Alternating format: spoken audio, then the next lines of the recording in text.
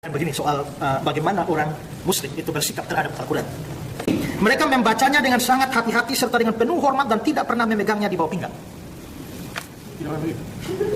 Itu dianggap tidak menghormati itu. Ya. Ya. Ini siapa itu? Jadi kalau barang dunia saja begitu diistimewakan, kenapa Al-Quran yang mulia dan agung tidak kita istimewakan? Orang dapat menghafalkan mengulang seluruh isi Al-Quran di luar kepala disebut sebagai hafiz atau pelindung. Hafiz tidak perlu mengerti artinya. Ngerti tidak masalah, itu nomor 2. Yang penting bisa hafal. Ya. Itu syarat baca Quran walaupun berbahasa Arab, bukan bisa bahasa Arab. Al-Quran difirmankan oleh Allah dengan bahasa Arab itu, konstruksi bahasa Arab itu bisa mensupport kecerdasan, menstimulus seseorang lebih cerdas lagi. Saya membuktikan, makanya saya itu mencintai Al-Quran sejak kecil, tapi ngambil jurusan bahasa Arab. Bukan untuk bisa bahasa Arab.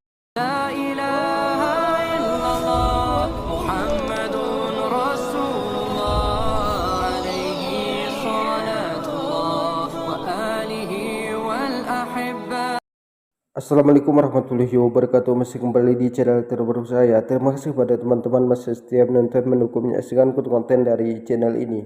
Mudah-mudahan kabar sahabat muslim di sini selalu dalam lindungan Allah Subhanahu wa taala. Amin ya rabbil alamin.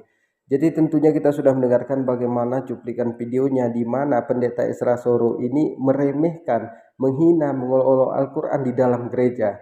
Jadi mereka ini mengatakan kalau Al-Quran itu mau dipegang harus basuh kaki dulu, istilahnya ngambil wudhu dulu, kalau nggak boleh dipegang, kemudian ditertawakan. Jadi kepada teman-teman di sini silahkan berkomentar kenapa kita itu harus ambil wudhu dulu baru boleh baca Al-Quran. Dan hinaan dari pendeta Isra Soro ini ditanggapi oleh Ustadz Hadi Dayat. Jadi kepada teman-teman di sini jangan kemana-mana dulu, silahkan tonton sampai selesai agar kita tidak gagal paham. Tapi sebelum kita lanjutkan, silahkan dukung channel ini dengan cara tekan tombol subscribe-nya, bunyikan tanda loncengnya, dan silahkan dibagikan videonya. Selamat menyaksikan. Nah, dasar mereka yang paling pertama itu adalah Al-Quran. Ya. Al-Quran adalah buku yang dipegang dengan penuh penghargaan dan sangat dihormati kaum muslim sebagai kitab suci. Ya. Nah, ini ada satu orang penulis, Murdoch, dia mengatakan begini soal bagaimana orang muslim itu bersikap terhadap Al-Quran. Mereka tidak berani menyentuhnya sebelum membersihkan diri.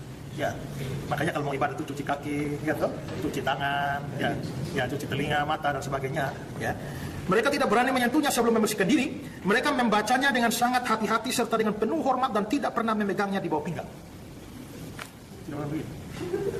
Itu dianggap tidak menghormati itu. Ya, ya, ini siapa itu?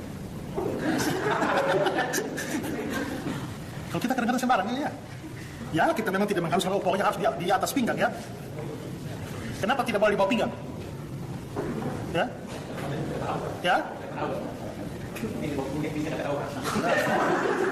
Katakan maaf ya, ini kita bicara adab dulu untuk menyempurnakan yang sebelumnya. Maaf sekali, kalau Anda ingin bertemu dengan sosok yang istimewa, yang agung, itu penampilan itu dijaga nggak? Ya, diperbaiki nggak? Pakai baju yang biasa atau yang istimewa? Kalau ibu nih Bu, punya koleksi yang istimewa, disimpannya di tempat biasa, tempat istimewa. Ya, ibu punya emas misalnya 10 kilo, kan? Ya, Mas Anton.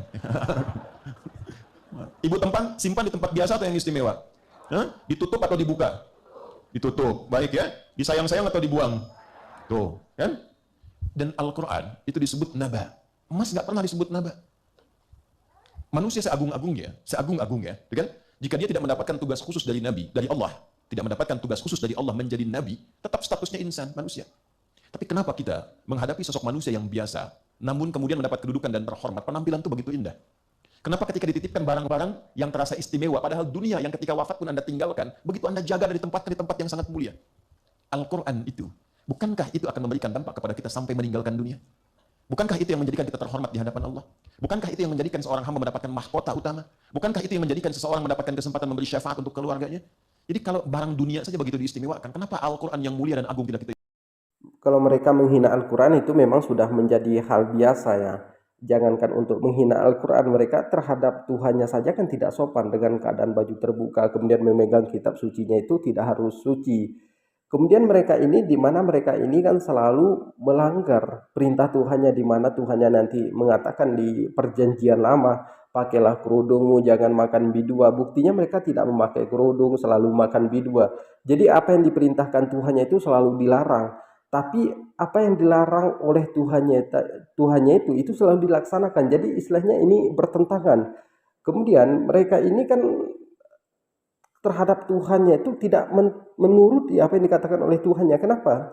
Karena mereka itu boleh mengganti ayat Alkitabnya. Jadi Lembaga Alkitab Indonesia mengumumkan di tahun 2023 ini banyak sekali ayat-ayat Alkitab yang mereka ganti. Jadi seluruh gereja di Indonesia ini harus membeli Alkitab itu. Ini kan perkataan Tuhan mereka, tapi kenapa diganti?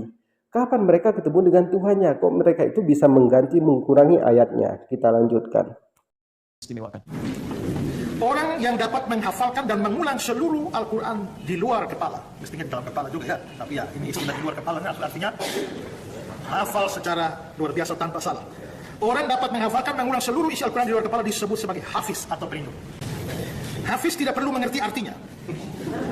Ngerti tidak masalah, itu nomor 2. Yang penting bisa hafal. Ya. Quran itu memang diwahyukan pada Nabi dengan berbahasa Arab. Dengan 2 tujuan. Pertama, menghadirkan sifat keselarasan bagi masyarakat yang menjadi objek dakwah. Makanya tidak diturunkan wahyu kecuali dengan bahasa kaumnya. Apakah Nabi Musa alaihissalam mendapatkan Taurat pakai bahasa Arab? Tidak. Bahasa kaumnya waktu itu. Apakah Nabi Isa alaihissalam mendapatkan Injil dengan bahasa Arab? Pakai bahasa Inggris? Hah? Nabi Musa dapat risalahkan Commandment misalnya, kan tidak kan? Ya pakai bahasa kaumnya waktu itu ya. Nabi Lut, Nabi Ibrahim dan sebagainya. Nah, jadi sebetulnya pertanyaan teologis kalau ada yang mengatakan, wah itu Quran tuh hanya eksklusif untuk orang Arab pakai bahasa Arab. Nanti bisa dikatakan berarti Injil juga yang pada masa Nabi Isa eksklusif untuk kalangan masyarakat Aramaik saja. Ya, nanti bisa dikatakan ya Taurat juga eksklusif itu. Cara berpikir yang salah itu. Ya, masa Tuhan turunkan wahyu dengan semua bahasa? Kan jadi bingung yang menerimanya kan? Bayangkan kan, jadi yang fitrah itu mengatakan semua yang diturunkan harus bersamaan dengan kemampuan untuk menyerap di masyarakat objek dakwah masing-masing. Maka turun dalam bahasa Arab karena khitabnya objek dakwahnya adalah masyarakat Arab pada masa itu. Itu syarat baca Quran walaupun berbahasa Arab bukan bisa bahasa Arab. Karena itu silakan cek. Banyak orang-orang kita itu yang tidak bisa bahasa Arab, jangankan baca, hafal pun lancar. Dan bukan cuma di Indonesia. India bisa lancar. Cina bisa. Ya di Indonesia Masya Allah 34 provinsi ditemukan, semua suku bisa berbahasa itu. Ya, artinya bisa membaca Quran walaupun tuturannya bukan bahasa Arab. Saya ini di Arab tinggal. Di beberapa tempat juga. Dan saya mengajar di Arab. Kadang yang saya ajar itu orang Arab. Apakah orang Arab otomatis bisa baca Quran? Belum tentu. Ya, belum tentu. Karena baca Quran itu nggak sama dengan bahasa Arab yang dialek.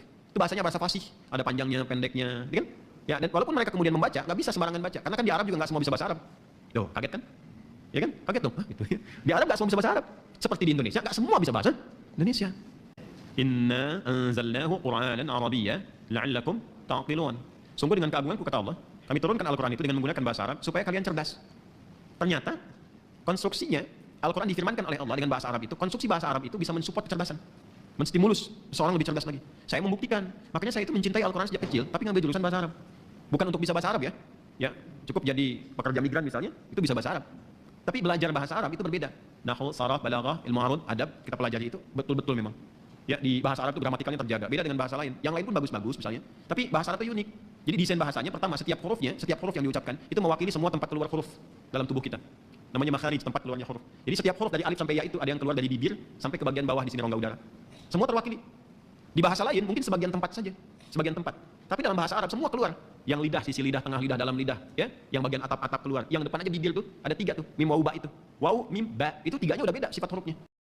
Jadi alhamdulillah sekarang ini memang sangat banyak sekali hafiz ya, yang mana mereka itu hafal Al-Quran. Tapi kalau kita bertanya kepada saudara kita yang di Kristen itu, apakah mereka itu hafal Alkitabnya?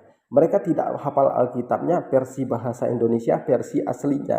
Jadi dari mereka itu tidak satu pun pendeta di seluruh dunia ini yang hafal Alkitab.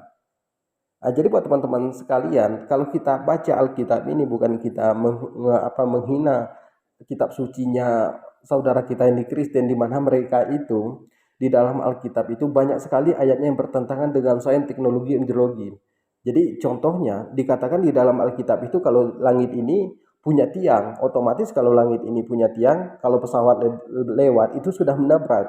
Kemudian dikatakan lagi di dalam Alkitab itu bahwa ular itu makan debu, singa makan jerami. Mana ada ular makan debu, singa makan jerami? Kemudian dikatakan lagi di dalam Alkitab ini tercipta dulu pohonnya, baru ada mataharinya. Kalau tercipta dulu pohonnya, baru ada mataharinya, otomatis pohon ini nggak akan hidup karena pohon ini sangat memerlukan cahaya matahari. Kemudian dikatakan lagi di dalam Alkitab, tercipta dulu burungnya, baru tercipta binatang daratnya. Burung ini kan binatang darat. Jadi banyak sekali ayat-ayat Alkitab ini yang bertentangan dengan sains, teknologi, embriologi. Makanya kalau mereka diajak untuk debat ilmiah, mereka ini nggak akan pernah mau. Jadi kepada teman-teman mungkin cukup sekian. Assalamualaikum warahmatullahi wabarakatuh.